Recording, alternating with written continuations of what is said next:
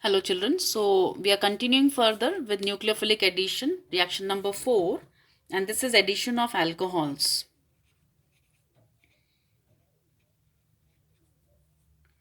So we will be adding an alcohol to an aldehyde or a ketone. So let's take example.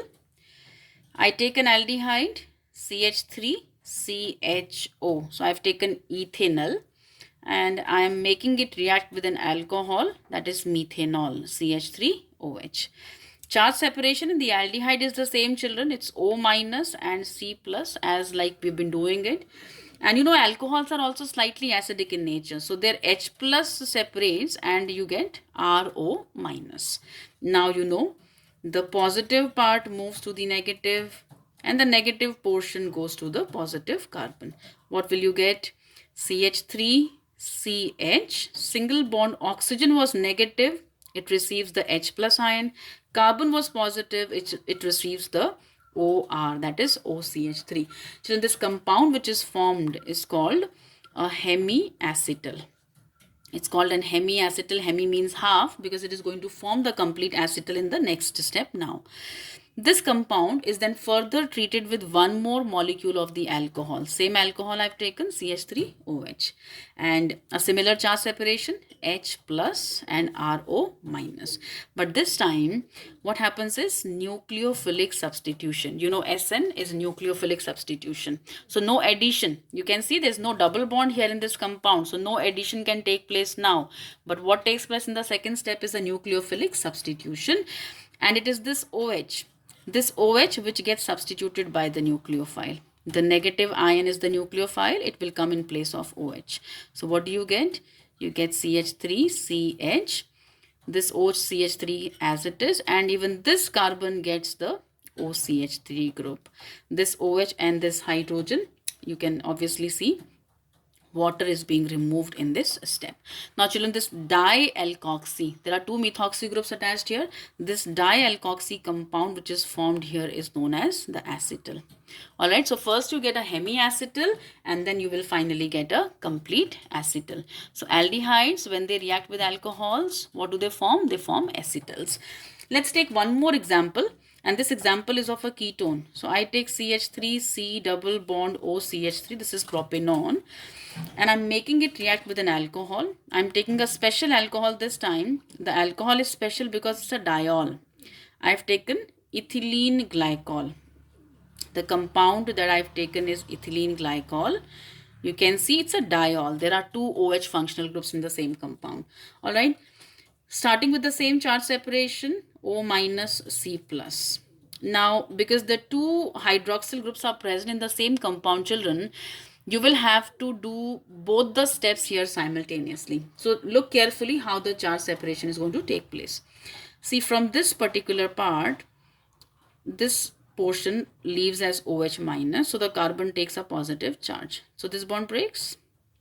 And no doubt the positive carbon will come towards the negative oxygen. So one point of reactivity we have observed. From the second hydroxyl group, only H plus will be removed. You know, only then you will have OH plus this H together release water. And this oxygen, this takes up a negative charge, the bond breaks from here. Where will the negative oxygen attack? It will attack the positive center. I hope you've understood through loss of a water molecule now. Just connect them as you see with the arrows. So CH3, C, CH3, single bond oxygen. What will the negative oxygen get attached to? The positive CH2. And just follow, the positive CH2 is attached to another CH2 group, which is then further attached to this oxygen, which was negative, and this is going to move to the positive carbon here. What do you get? A cyclic compound. And this cyclic compound formed is called a cyclic ketal.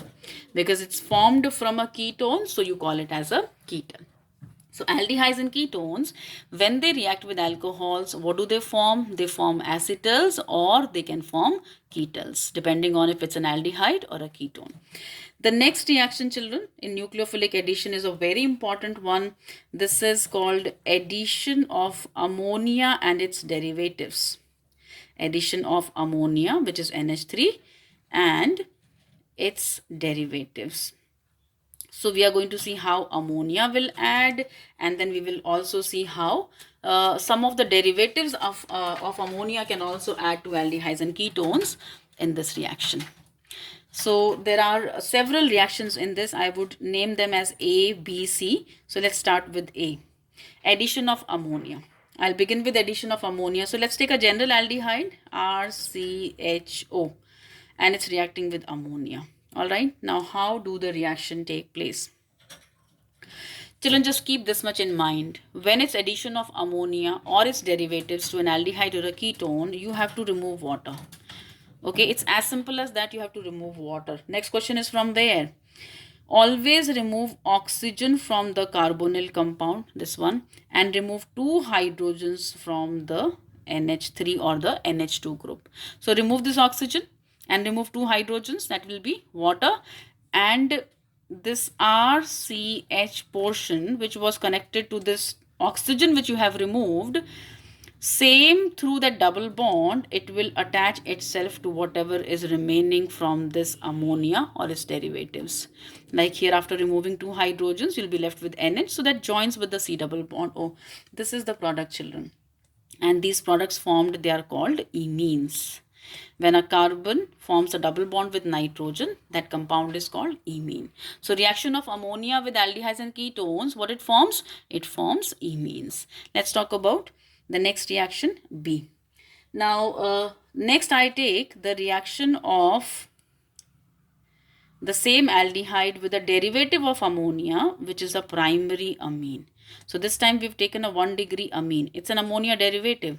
You can imagine one of the hydrogen of ammonia has been replaced by an alkyl group that becomes a primary amine.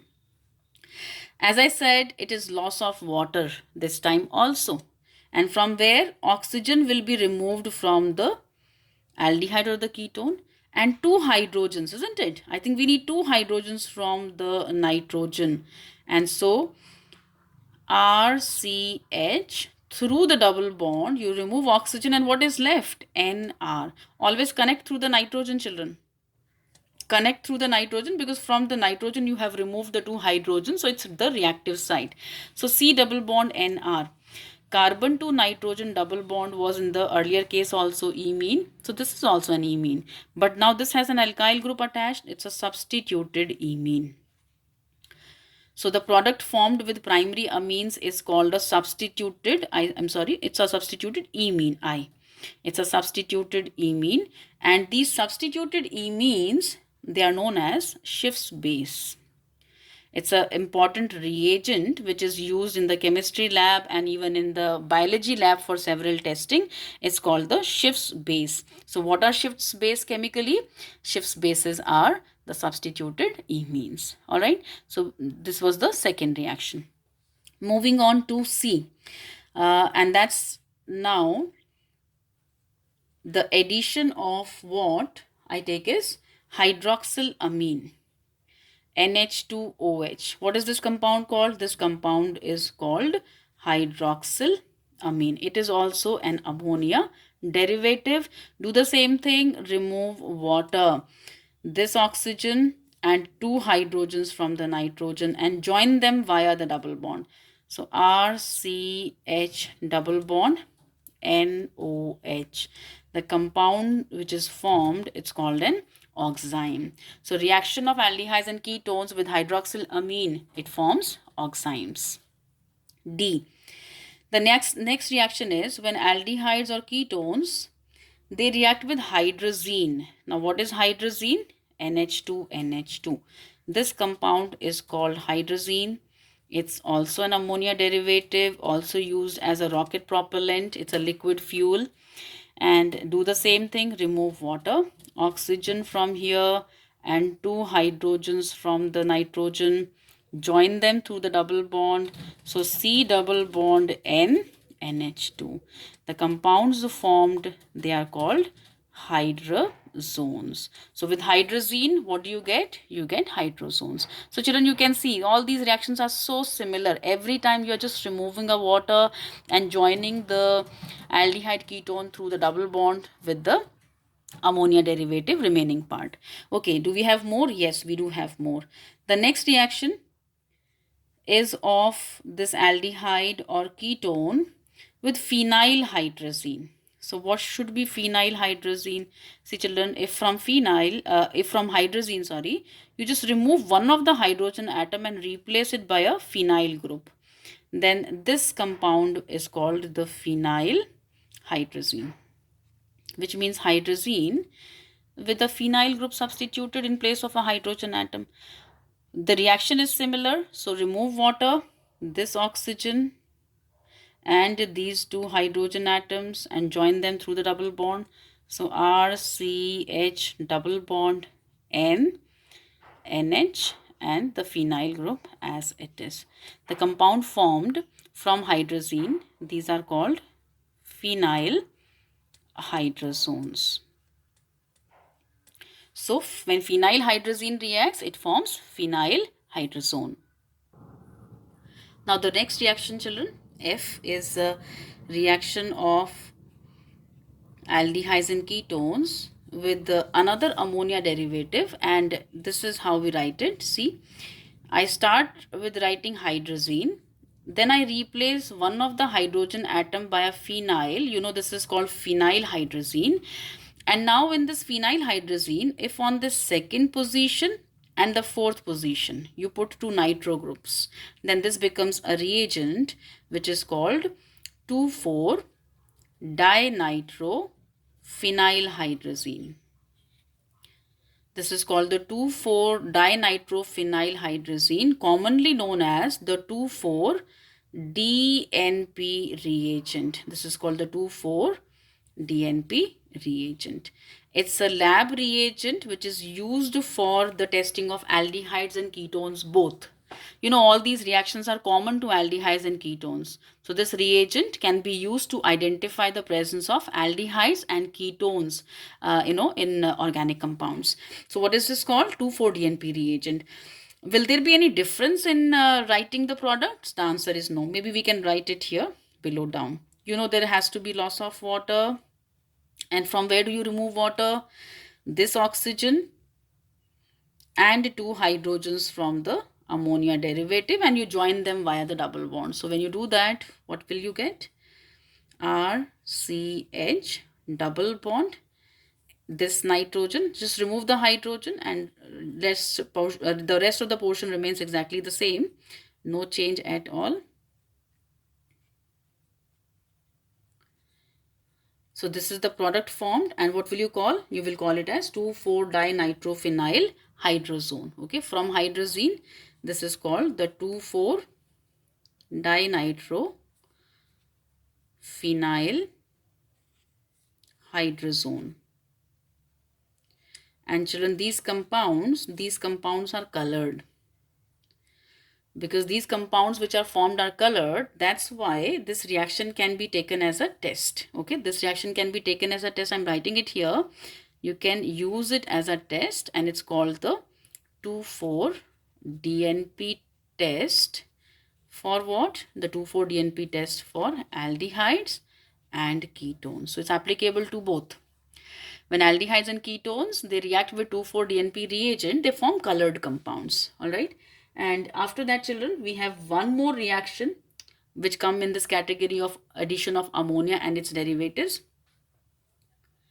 Let's take that one. And that's the addition of semicarbazide. Semicarbazide is another ammonia derivative. This is the structure. NH2, NH. Remove a hydrogen atom from hydrazine and substitute it by a CONH2. This compound is called semicarbazide. And now when it reacts, again there will be loss of water in the same manner. So oxygen from here and two hydrogen atoms from here, there will be loss of water. RCH double bond. Just remove these two hydrogens and everything else remains exactly the same. So N, NH, CO, NH2. The product formed, they are called the semi-carbozones. So with semi-carbazides, what you get is, you get semi-carbozones. Now children, there's a very important reasoning question that I will end this topic with. The question is, I'll write semicarbazide and then I'll discuss the question. So semicarbazide is NH2NH CO NH2. The question which is asked is this. Then in semicarbazide, there are two NH2 functional groups.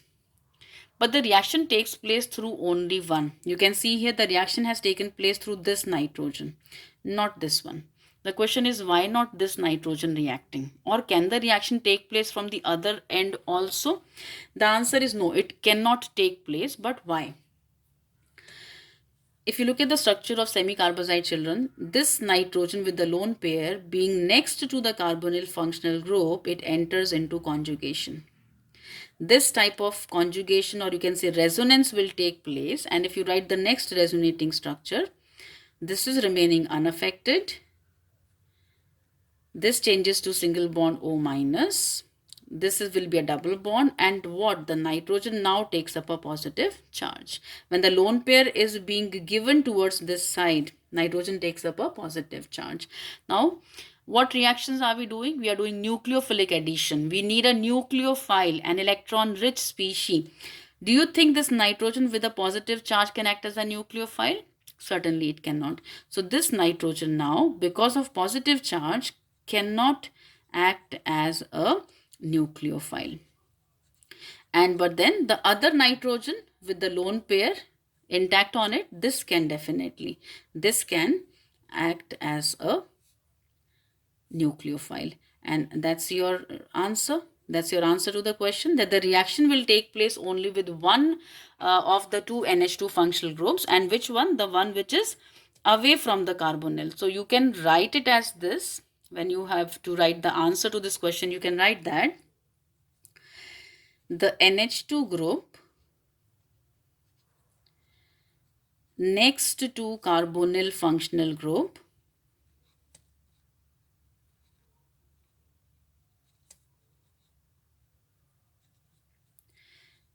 takes up a positive charge due to resonance,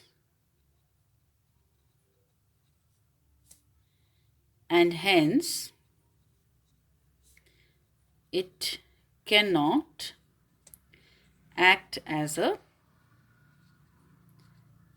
nucleophile. So the reaction takes place only through the other NH2 group which is away from the carbonyl functional group. So this can be a very important reasoning question related to the reaction of semicarbazide with aldehydes and ketones.